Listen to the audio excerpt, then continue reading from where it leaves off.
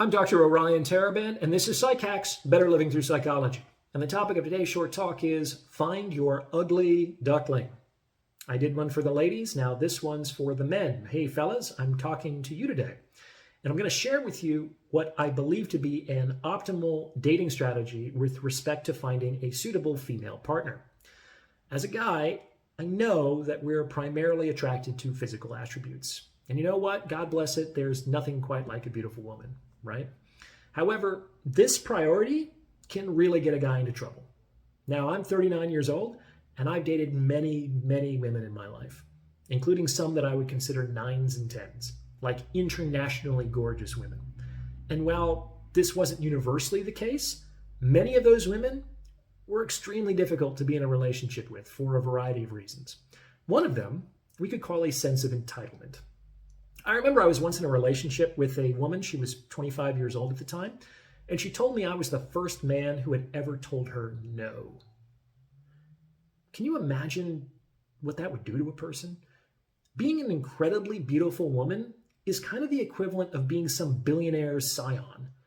You just grow up with this extremely distorted view of life and other people. Do you think folks like this typically have the emotional intelligence, let alone the distress tolerance, to enter into a normal give and take relationship? I mean, temper tantrums are not a good look at any age, but they are really ugly at 25 or 35 for that matter. Here's another reason.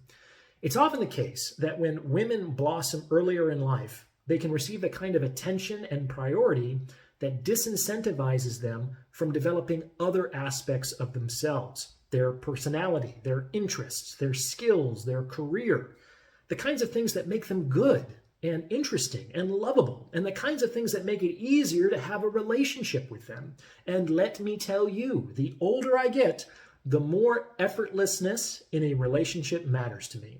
I have a lot going on, and the woman I'm looking for needs to be able to seamlessly integrate herself into that frame. The more friction there is, the more the relationship draws time, energy, and attention away from the great things that we both could otherwise be experiencing. You get what I'm saying? So men, my advice to you is to look for your ugly duckling.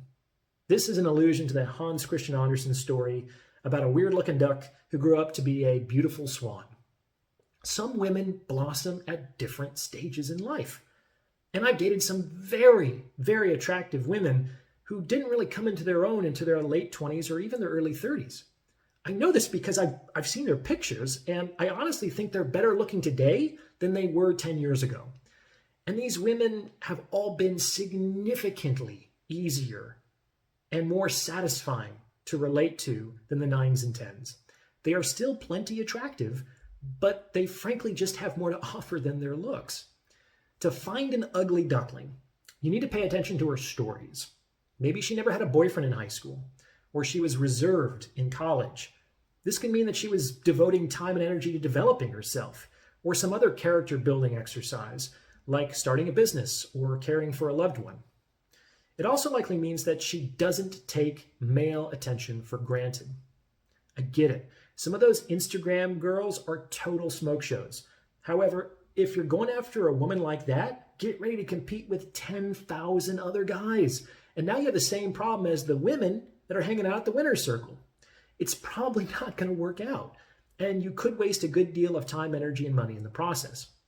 Your attention will also not be valuable to one of those women, but it might be to an ugly duckling. Now, obviously, you need to be authentically attracted to this woman. That's the beautiful swan part of the story.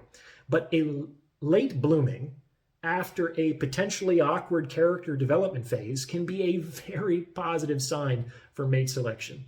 This kind of forces her to develop other parts of herself independent of her looks, and it increases the value of your attention and relationship.